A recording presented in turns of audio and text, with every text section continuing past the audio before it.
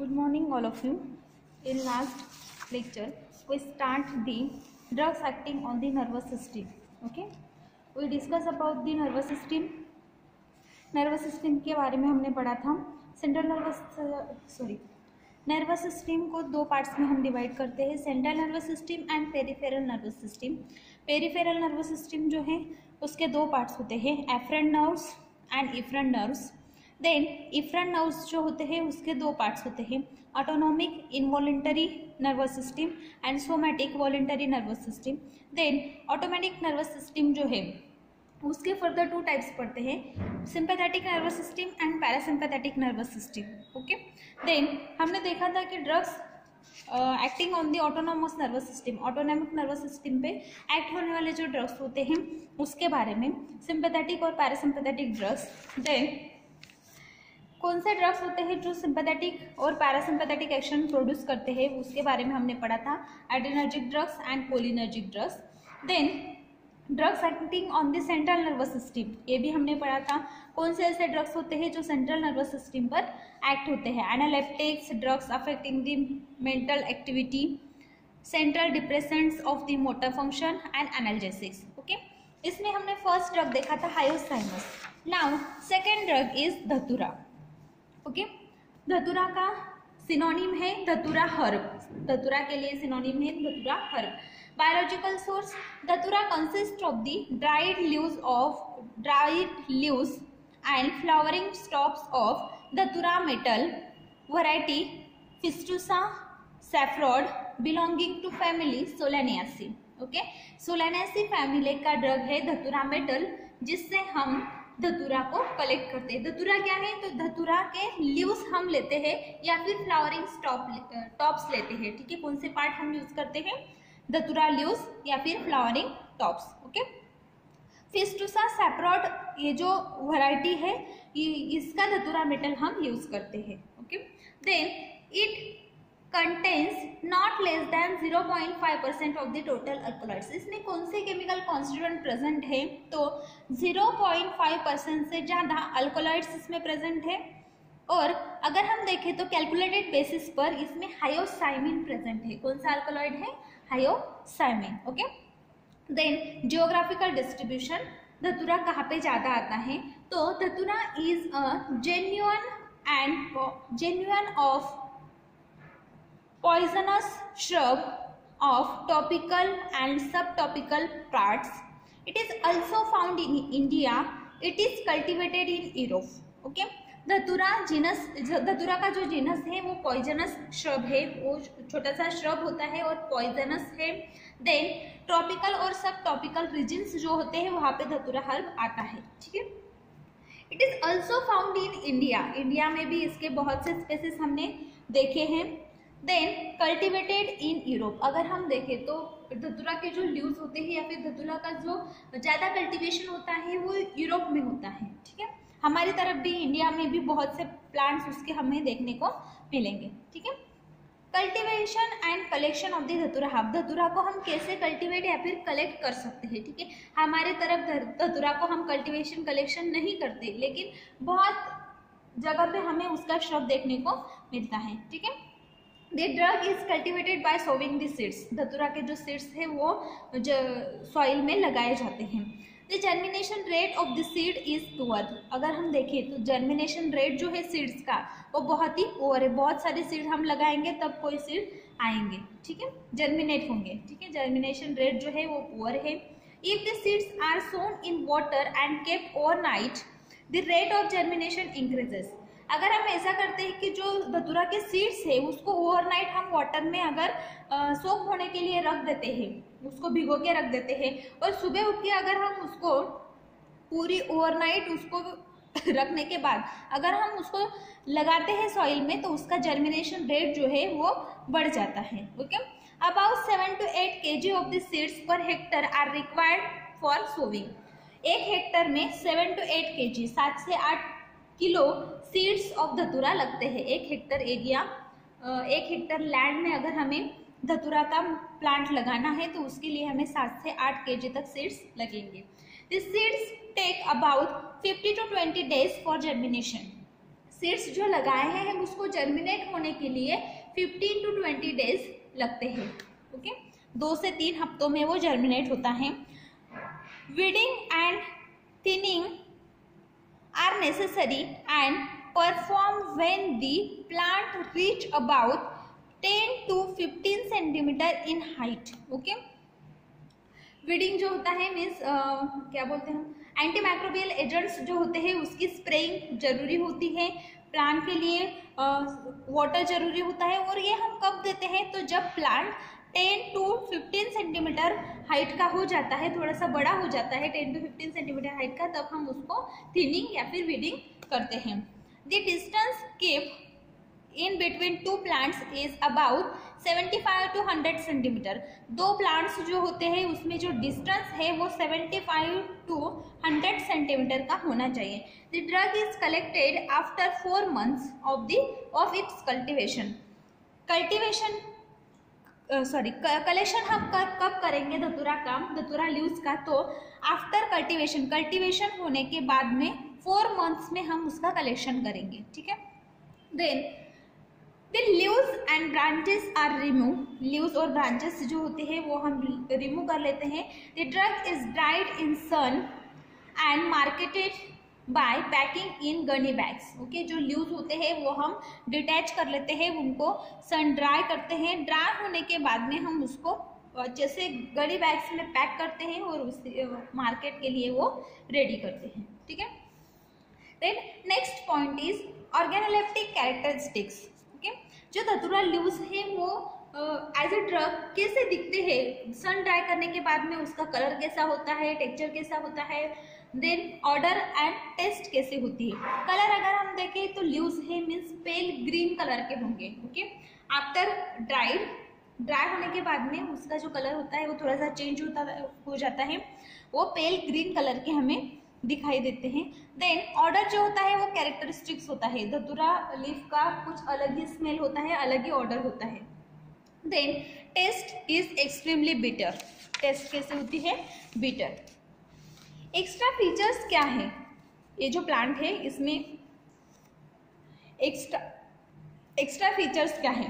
Leaves are unequal at the base and acute apex and glabrous lamella. Each leaf has 3 to 4 coarse veins on each side and 4 to 6 secondary veins on either side of the midrib. धतूरा का leaf हमने देखा है, हमने यहाँ इसका practical भी perform किया है। ठीक है, तो लीव जो होते हैं वो अनइक्वल होते हैं बेस में और एक्यूट पे। ठीक है, एक्यूट पे नैरो होंगे और बेस में थोड़े ब्रॉड होंगे, वैसे अनइक्वल लीफ होते हैं। यहाँ पे लीव्स दिखाए हैं। ओके, तो ऐसे अनइक्वल लीव्स होते हैं। देन एक जो लीफ है, लीफ के ऊपर 3 से 4 कोर्स वेन होती है, बड़े बड़े वेन्स होते हैं 3 से 4, और छोटे छोटे साइड वेन्स होते हैं 4 to 6 सेकेंडरी वेन्स, जिसको हम बोलते हैं मिडरिप के पास। ठीक है, side of the midrib. Then flowers are about 7 centimetre in height. Flowers जो होते हैं वो बड़े बड़े होते हैं, धतूरा के फ्लावर्स हमने देखे हैं वो बड़े बड़े होते हैं और 7 सेंटीमीटर तक उसकी लेंथ होती है। Then white to reddish purple to purple on the outer side. Okay, white colour के हो सकते हैं, पर्पल रेडिश पर्पल कलर के, या फिर पर्पल कलर के वाइट इंटरनली, या फिर बीच में वाइट और ऊपर पर्पल कलर के, ऐसे जो फ्लावर्स है धतूरा के वो हो सकते हैं।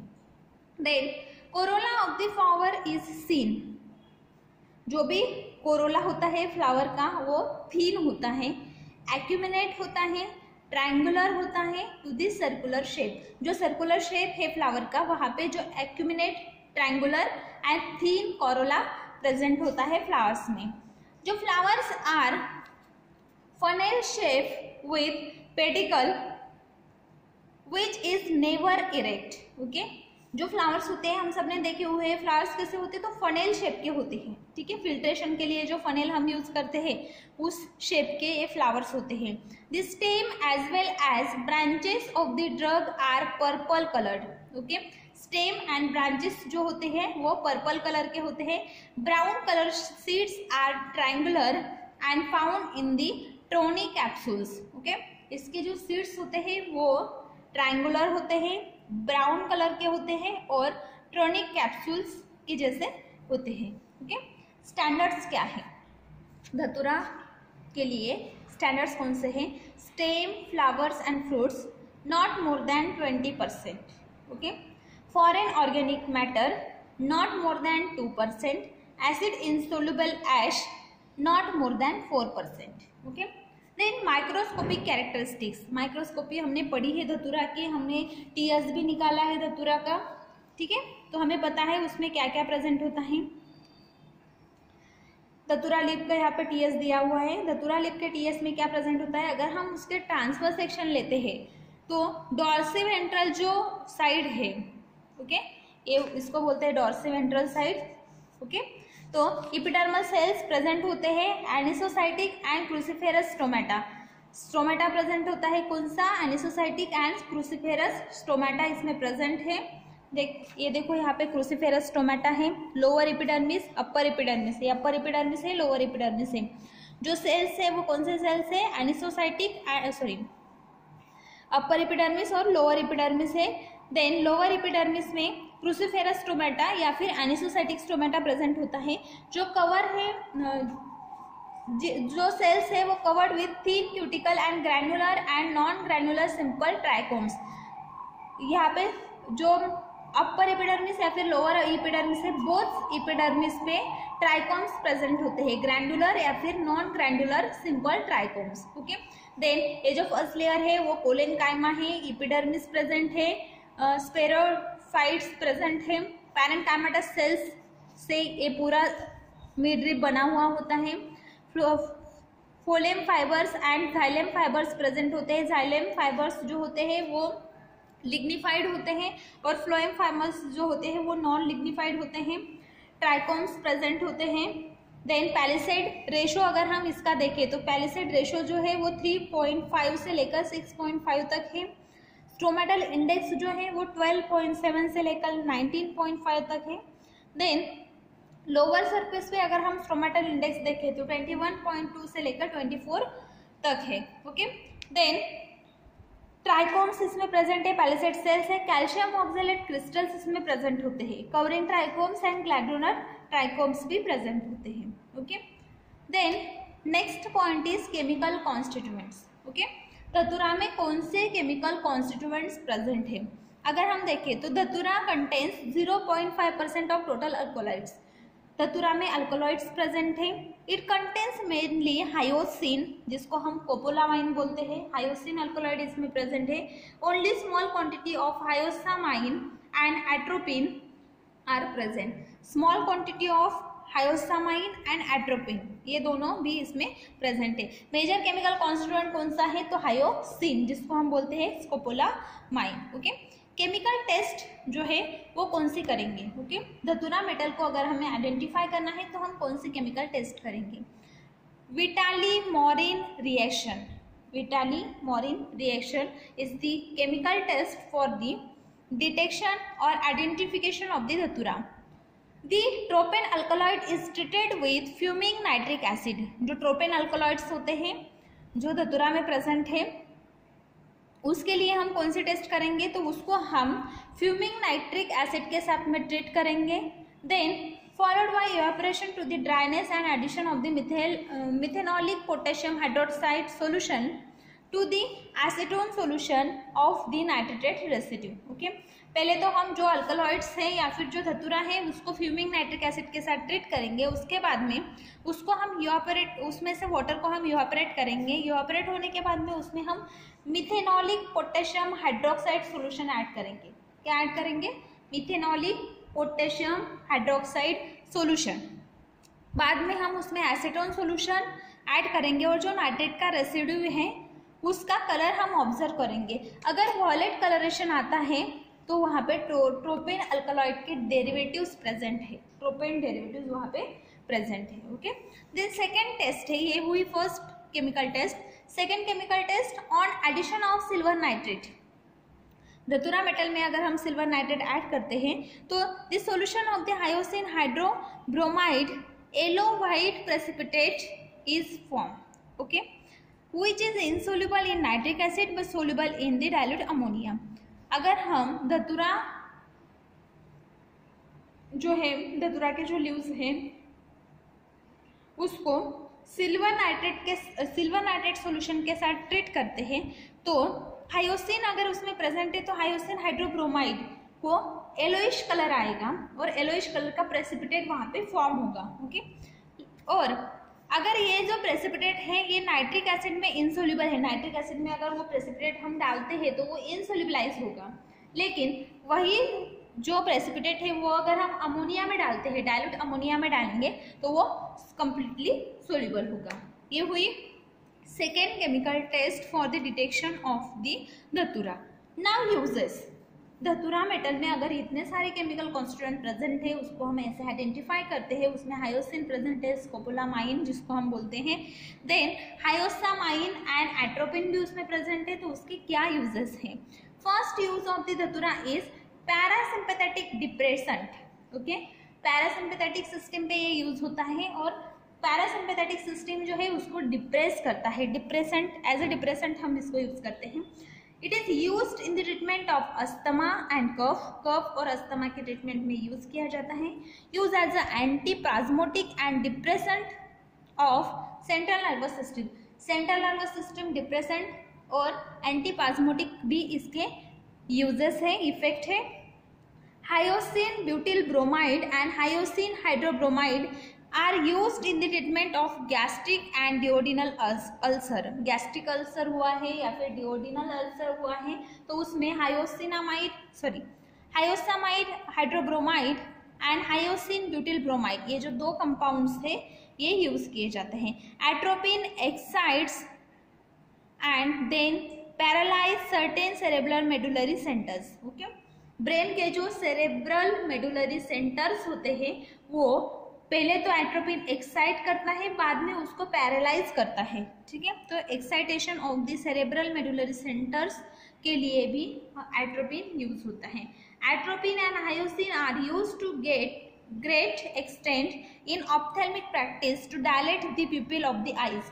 आईज के जो pupils होते हैं उसे डायलेट करने के लिए ऑप्थेल्मिक प्रिपरेशंस में एट्रोपिन एंड हायोसिन यूज किया जाता है. Okay, this is about the धतूरा.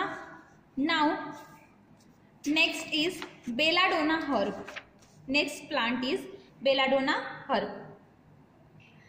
Belladonna herb synonym belladonna leaf, deadly nightshade leaves. Okay, दो सिनोनिम्स है इसके लिए, बेलाडोना लीफ और deadly nightshade leaves. Okay, biological source. Belladonna herb consist of dried leaves or the leaves of the another aerial parts of the Atropa belladonna, lean or Atropa acuminata. Mixture of the both species are collected when the plants are in the flowering state. It belongs to family Solanaceae. It contains not less than 0.3% of the alkaloids of belladonna herb calculated at hyosamine. Okay, belladonna का जो herb होता है उसके leaves हम collect करते हैं या फिर एरियल पार्ट्स जो होते हैं उसको हम कलेक्ट करते हैं. या इसके दो स्पेसिस है, एट्रोपा बेलाडोना और एट्रोपा एक्यूमिनाटा. ओके, दोनों स्पेसिस से हम प्लांट कलेक्ट कर सकते हैं, लीव्स कलेक्ट कर सकते हैं या फिर दोनों का मिक्सचर भी हम यूज कर सकते हैं. ओके, देन फैमिली है इसके लिए सोलानासी. बेलाडोना जो है वो सोलानासी फैमिली का ड्रग है. Then it contains not less than 0.3% alkaloids. Okay, 0.3% से ज़्यादा अल्कोलॉइड्स इसमें प्रेजेंट होते हैं. और अगर हम कैलकुलेटेड बेसिस पर देखें तो इसमें सबसे ज़्यादा हायोसामाइन प्रेजेंट है. Okay, now geographical distribution. जो भी ड्रग है बेलाडोना का जो हर्ब है वो कहाँ पे ज़्यादा कल्टीवेट किया जाता है या फिर कहाँ पे ज़्यादा उसका कल्टीवेशन होता है. Okay, it is indigenous to and cultivated in England and other European countries. अगर हम देखें तो ये इंग्लैंड में नेटिव है, इंडिजीनियस है एंड यूरोपियन कंट्रीज में भी नेटिव है. In India it is found in the western Himalaya from Shimla to Kashmir and adjoining area of the Himachal Pradesh. Its chief habitat is Jammu and forest of Sindh and Chenab Valley. Okay. अगर India में देखें तो पूरे India में ये नहीं आता, belladonna का जो हर्ब है वो पूरे इंडिया में कल्टीवेट नहीं किया जाता। तो वेस्टर्न हिमालय जो है, लाइक शिमला से लेकर कश्मीर तक का जो एरिया है वहाँ पे इसका कल्टीवेशन ज़्यादा होता है। हिमाचल प्रदेश के और कोई पार्ट्स हैं वहाँ पे भी उसका कल्टीवेशन ज़्यादा होता है। देन जम्मू और सिद्ध एंड चेनाब वैली जो है उस फॉरेस्ट में भी इसका कल्टीवेशन किया जाता है। देन कल्टीवेशन एंड कलेक्शन कैसे होता है, ओके, इसकी क्या प्रोसेस है, कैसे किया जाता है cultivation and collection. The cultivation of the drug at the altitude of the 1400 metre from sea level is found to be satisfactory. Okay, sea level से इसकी जो हाइट है वो 1400 मीटर तक होनी चाहिए, वहाँ पे इसका कल्टीवेशन अच्छा होता है। प्रॉपर इरिगेशन होना चाहिए। पर हेक्टर जो यील्ड होता है वो इंक्रीज होता है अगर प्रॉपर कल्टीवेशन टेक्नोलॉजी यूज़ करते हैं। ठीक है, मीन्स 1 हेक्टर एरिया में जो भी यील्ड है वो बहुत अच्छे से आएगा अगर हम प्रॉपर कल्टीवेशन की टेक्नोलॉजी इसके लिए यूज़ करते हैं।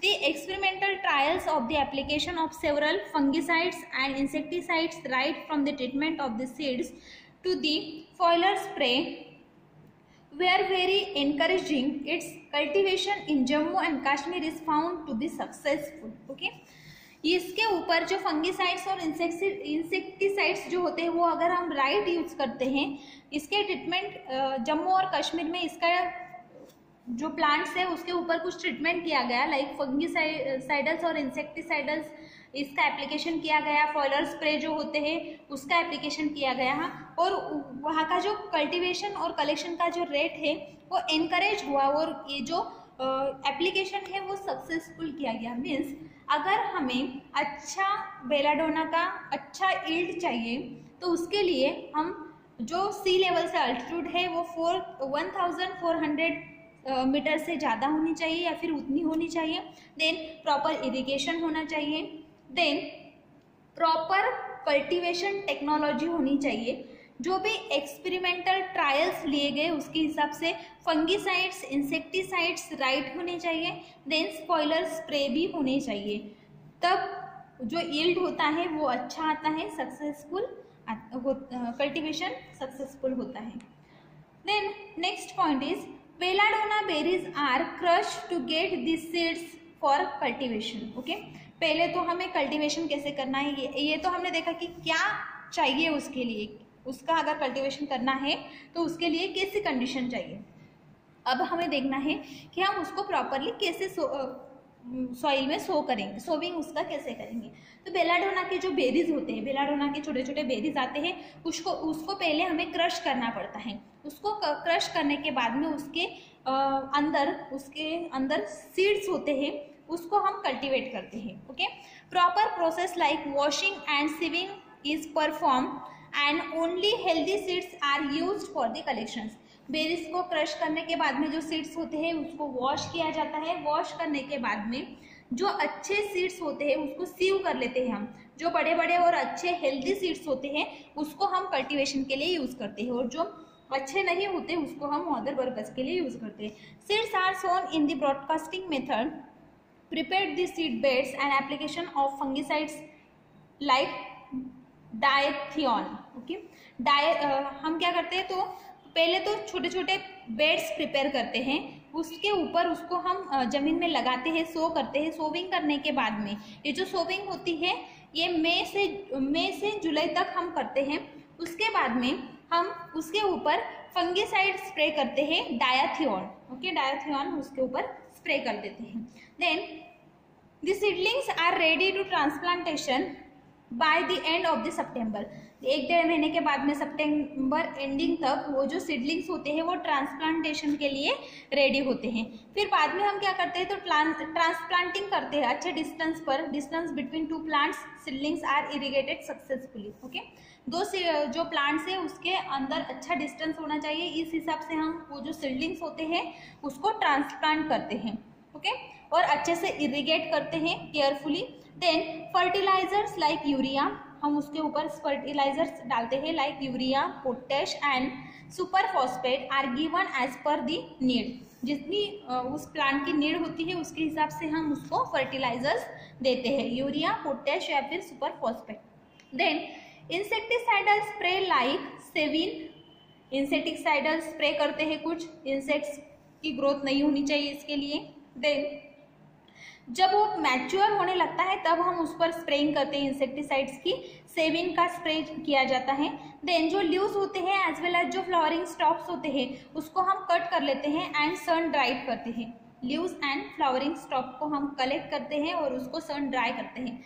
While drying care should be taken that dried leaves retain their green colour. Okay, जब हम उनको ड्राई करते हैं तो ड्राई करते वक्त हमें ये भी ध्यान रखना है कि उसका कलर वैसे के वैसे रहना चाहिए, रिटेन रहना चाहिए, वो जाना नहीं चाहिए। Then while grinding and packing for the market woody stems and foreign organic matters are rejected. Okay, जब हम उसको पैक करते हैं तब पैक करते वक्त जो भी फॉरेन ऑर्गेनिक मैटर है या फिर टूटे फूटे जो भी लीव्स है उसको हम निकाल लेते हैं। ओके, जो अच्छे लीव्स होते हैं, हेल्दी होते हैं, उनको ये हम पैक करते हैं। पर हेक्टर अगर हम देखें तो 200 से 600 किलोग्राम तक यील्ड हमें 1 हेक्टर एरिया में मिलता है per year. Okay, then organoleptic characteristics, ये इसकी जो मॉर्फोलॉजी है वो कैसी है या फिर ऑर्गेनोलेप्टिक कैरेक्टरिस्टिक्स कैसे है। लीव्स का अगर हम कलर देखें तो ग्रीन टू ब्राउनिश ग्रीन होता है, green to brownish green. Flowers जो है वो पर्पल टू येलोइश ब्राउन होते हैं। फ्रूट्स जो है वो ग्रीन टू ब्राउन होते हैं। ऑर्डर कैसा है, स्लाइड एंड कैरेक्टरिस्टिक्स, कैरेक्टरिस्टिक्स में है लेकिन स्लाइड है। टेस्ट कैसी है, bitter and acrid.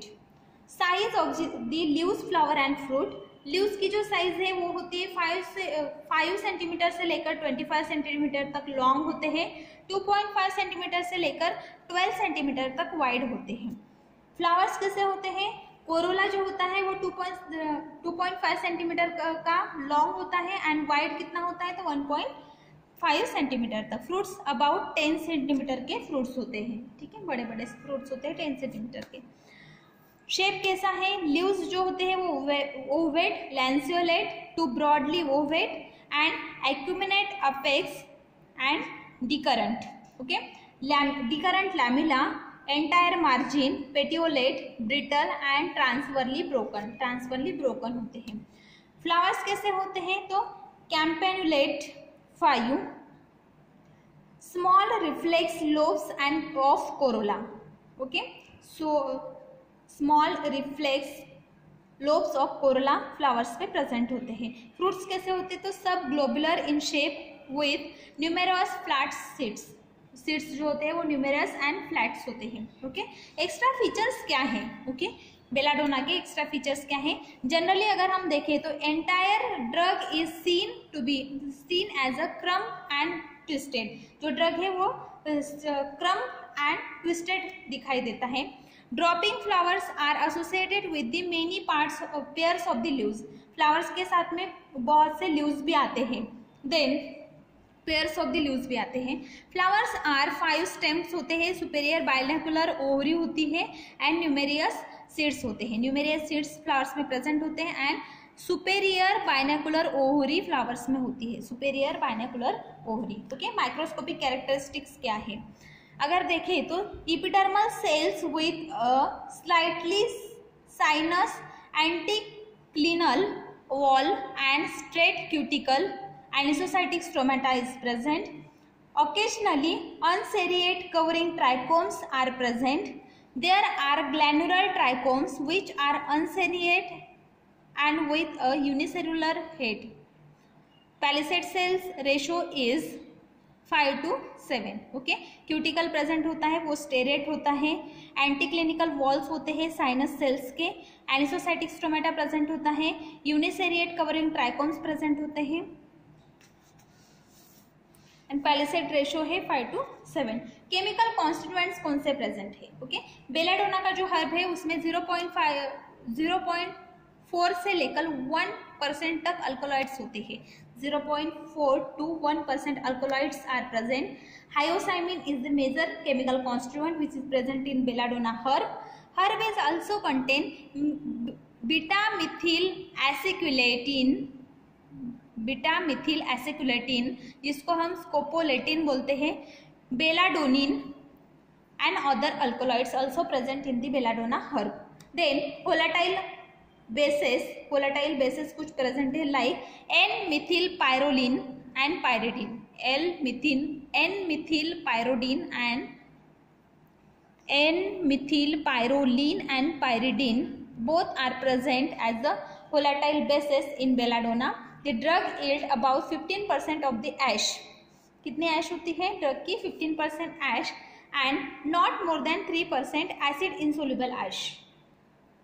Now uses, belladonna की क्या यूजेस है? पैरासिम्पैथेटिक डिप्रेसेंट, पैरासिम्पैथेटिक सिस्टम जो होती है उसको डिप्रेस करता है. Then use to reduce the secretion of the sweat, sweat का जो सिक्रेशन होता है उसे रिड्यूस करने में, salivary secretion and gastric gland secretions जो होते हैं उसको रिड्यूस करने में ये हेल्पफुल है. It act as a powerful spasmolytic, intestinal colic and gives the purgative and in gripping. Okay, powerful plasmolytic है, इंटेस्टिनल कोलिक है and purgative in gripping, gripping में पर्गेटिव की एक्शन प्रोड्यूस करता है. Then valuable antidote in poisoning due to opium, opium या फिर charcoal hydrate जो है या फिर मस्कैरिन जो है. Okay, opium, charcoal hydrate and muscarine, इन तीनों की अगर पॉइजनिंग हो गई है, एक्स्ट्रा डोज हो गया है, तो उसे काउंटर एक्ट करने का काम भी बेलाडोना करता है. उसे एंटीडोट, बेलाडोना एंटीडोट करके उस पर एक्ट होता है. It cause the dryness to the mouth and skin, belladonna जो होता है वो mouth dryness and skin dryness produce करता है. अडल्ट्रेंट्स कौन से यूज किए जाते हैं या फिर सब्स्टिट्यूएंट्स कौन से यूज किए जाते हैं बेलाडोना के लिए? ओके, तो बेलाडोना हर्ब जो है वो अडल्ट्रेट किया जाता है साइटोलैक्का अमेरिकाना, सोलैनम निग्रम एंड एलांथस ग्लैंडुलोसा, ये तीनों ड्रग्स से उसको अडल्ट्रेट किया जाता है. देन फाइलेंटिका लीव्स जो होते हैं वो तो एसिकुलर क्रिस्टल्स और कैल्शियम ऑक्सैलेट क्रिस्टल्स उसमें प्रेजेंट होते हैं जो बेलाडोना हर्ब में नहीं होते. सोलैनम निग्रम जो होता है वो उसमें पैलेस्ट्रेट रेशो जो है वो 2:4 होता है, जो हमारा ड्रग जो है बेलाडोना उसमें 5:7 होता है. ये दोनों उससे थोड़े अलग है और उसमें अडल्ट्रेशन पर्पस के लिए यूज किए जाते हैं. नेक्स्ट जो ड्रग है एकोनाइट, वो हम नेक्स्ट लेक्चर में पढ़ेंगे.